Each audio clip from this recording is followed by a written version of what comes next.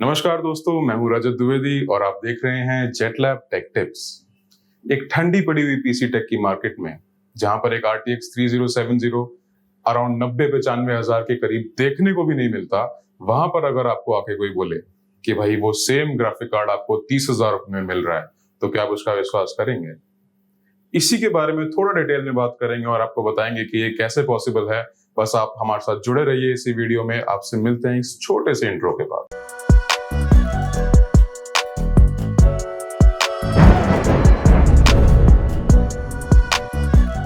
So guys, इससे पहले कि हम आगे बढ़े, आपको ये जानना बहुत जरूरी है कि जो ग्राफिक कार्ड्स आज इतने सस्ते होने की हम बात कर रहे हैं, वो एक्चुअली एक स्काई रॉकेटिंग प्राइस पे पहुंचे कैसे।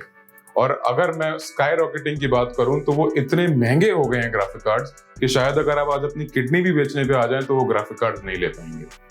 सो इसी के लिए वही 3-4 रीजंस मार्केट में हैं और जो बहुत मेजर रीजंस हैं इन ग्राफिक कार्ड्स के महंगे होने के पीछे, उसी के बारे में थोड़ा बात करेंगे। आइए शुरू करते हैं। सो गाइस, अगर हम सबसे पहले रीजन की बात करें तो वो है सेमीकंडक्टर या सिलिकॉन की शॉर्टेज। इस बारे में आप काफी टाइम से सुर्खियों में सुन भी रहे होंगे और काफी एक मेजर टॉपिक ऑफ डिबेट भी रहा है काफी टाइम से। सो बेसिकली जो हमारी पीसी टेक की इंडस्ट्री है उसमें एक सिलिकॉन का होना बहुत इंपॉर्टेंट है, क्योंकि मैन्युफैक्चरिंग का one of the major elements ही हमारे पीसी टेक इंडस्ट्री का सिलिकॉन है।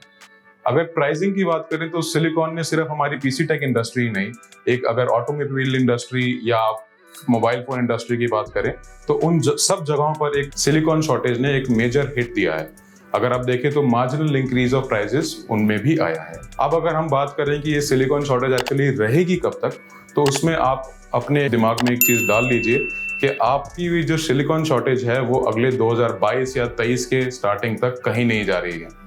क्योंकि अभी धीरे धीरे कंपनीज, जो बड़ी कंपनीज है जैसे इंटेल हो गई या ताइवान की जो सेमीकंडक्टर एसोसिएशन जो कॉर्पोरेशंस हैं, उन्होंने धीरे धीरे इसमें इन्वेस्ट करना शुरू किया है, जिसमें धीरे धीरे जो आप अपने मार्केट में रिजल्ट देखेंगे वो अराउंड 2022-23 तक दिखने नहीं वाला है। So this problem is here to stay और ये कहीं नहीं जा रही है। इसकी वजह से आपको marginal increase in the price of GPUs या प्रोसेसर्स देखने को मिलता रहेगा। तो गाइस, अगर हम उस दूसरी बड़ी वजह की बात करें जिसने हमारे ग्राफिक कार्ड के प्राइसेस को इतना बढ़ा दिया है, उसमें अगर हम पैंडेमिक का नाम ना ले तो वो गलत होगा। सो पैंडेमिक ने क्या किया है कि हम सभी लोगों को घर पर रहने पे मजबूर कर दिया है। अब जितने भी, चाहे वो एक छोटा बच्चा हो, चाहे वो एक एडल्ट हो, चाहे वो एक 60 साल का इंसान हो, उसको एक कंप्यूटर की जरूरत पड़ी है घर पे रहते हुए।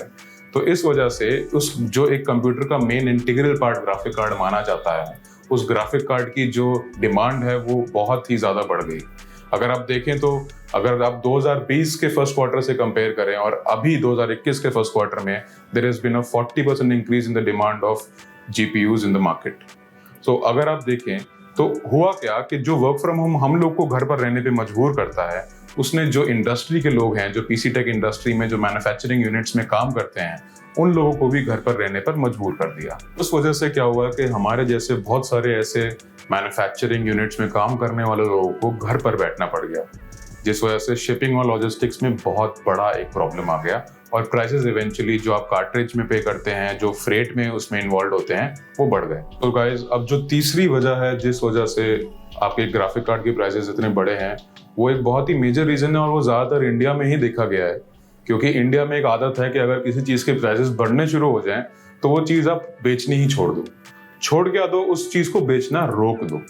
सो लोगों ने यही करा, जितने भी डिस्ट्रीब्यूटर्स और रिटेलर्स थे उन लोगों ने क्या करा कि जो उनके पास ग्राफिक कार्ड स्टॉक में थे या जो भी उनके पास धीरे धीरे अमाउंट्स में आ रहे थे, उन्होंने उस ग्राफिक कार्ड को बेचना स्लो कर दिया। सो उस स्लो करने की वजह से क्या हुआ कि मार्केट में डिमांड तो उतनी ही थी, बट जो सप्लाई थी वो इवेंचुअली जो पीछे से कम थी वो और कम हो गई।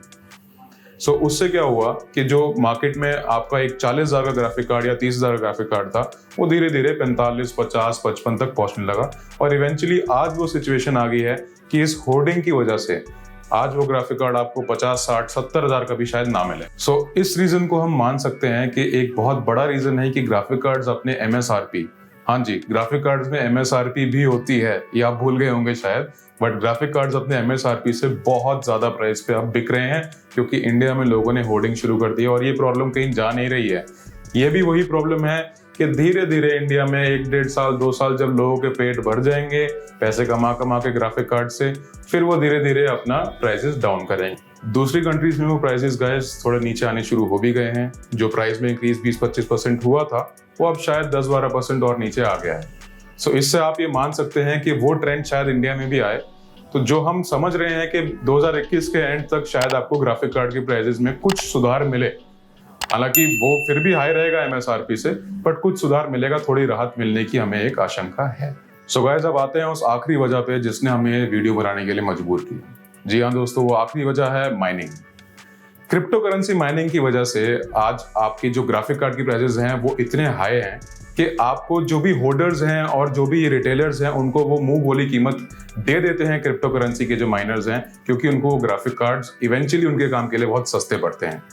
यूजुअली माइनिंग के लिए एंट माइनर्स यूज होते हैं जिनकी वैल्यू बहुत हाई होती है, वो 60-70 लाख से नीचे मिलते नहीं हैं।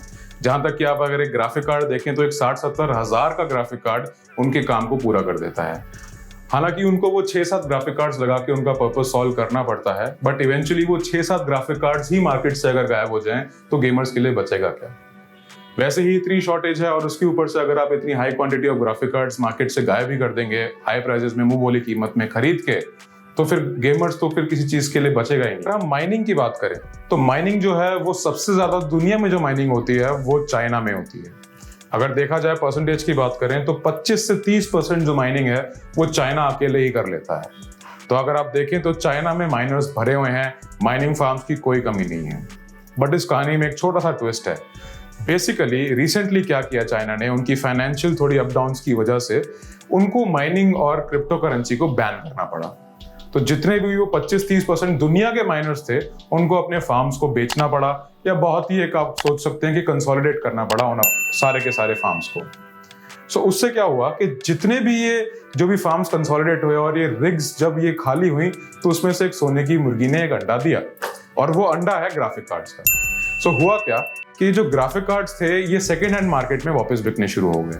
और अगर आप देखेंगे तो जो 70-80 हज़ार का ग्राफिक कार्ड या 90 हज़ार का 3070 जो मिल रहा था वो इन माइनर्स ने 25-25, 20-20 हज़ार रुपए में अपनी सेकेंड हैंड मार्केट में डालना शुरू कर दिया।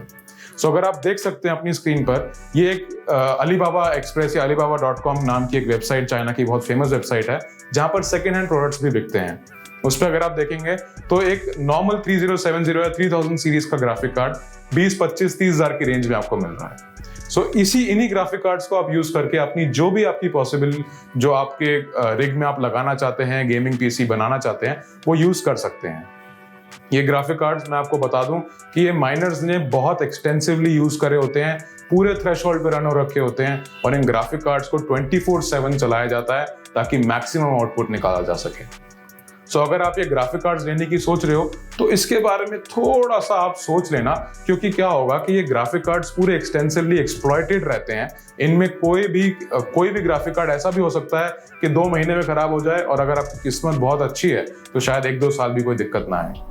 सो इन ग्राफिक कार्ड्स लेने से पहले आप बहुत केयरफुल रहें। अब जो हम नेक्स्ट चीज पे जाएंगे वो ये है कि ठीक है, आपने अलीबाबा पे देख लिया, वहां पे ग्राफिक कार्ड है, बट इसको मंगाया कैसे जाए या आप इसको ले कैसे सकते हैं। सो जब से ये जो क्रैकडाउन हुआ है ग्राफिक कार्ड के प्राइसेस का, उसमें क्या हुआ है कि बहुत सारे इंडिया के इंपोर्टर्स हैं जो ग्रे मार्केट से का सामान इंपोर्ट करते हैं। सो उन लोगों ने क्या करा, ये ग्राफिक कार्ड्स जो हैं, जो second hand graphic cards China में बिक रहे थे, अच्छे खासे धड़ल्ले से बिक रहे थे, उन्होंने ग्राफिक कार्ड इंपोर्ट कर लिए। अब जितनी भी ये टेक की जो मार्केट्स हैं, आईटी जो मार्केट्स हैं, चाहे आपकी जनकपुरी की मार्केट हो गई, आपकी नेहरू प्लेस की मार्केट हो गई, आपका लक्ष्मी नगर हो गया, यहाँ पर ये ग्राफिक कार्ड्स अवेलेबल फिलहाल हो गए हैं। क्वांटिटी उस हिसाब से नहीं है बट अवेलेबल है, और प्राइसेस भी आप यहाँ पर देखेंगे तो 10-20-25% हर रिटेलर अपने हिसाब से ऐड करके बेच रहा है, इसमें भी सेकेंड हैंड ग्राफिक कार्ड्स में भी। सो इसीलिए अगर आप वो एक्स्ट्रा 10-20% इनको नहीं देना चाहते तो आप अलीबाबा एक्सप्रेस को यूज करके भी मंगा सकते हैं। Alibaba is a very trusted e commerce website जहां से आप इंटरनेशनली ऑर्डर कर सकते हैं। उनकी जो भी डिस्क्रिपेंसीज हैं, they are very clear and they are very strict about their policies. So अगर कल को आपको कोई इश्यूज भी होते हैं, ग्राफिक कार्ड्स टूटे फूटे आते हैं या कोई और ही चीज आता है, जैसे मैंने एक बार अलीबाबा से कुछ मंगाया था तो मुझे जूते का डब्बा आ गया था।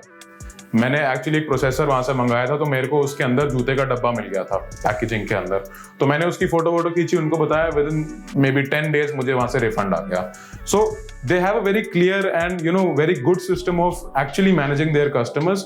आपने पैसे वहां, ऑब्वियसली आप कुछ भी मंगा रहे हैं पैसे देने पड़ते हैं पहले, आप वहां से मंगा सकते हैं, बट वहां से आ तो जाएगा, ग्राफिक कार्ड भी होगा, बट उसके बारे में आपको एक खास ख्याल रखना पड़ेगा कि एक्चुअली में वो ग्राफिक कार्ड की क्वालिटी क्या है।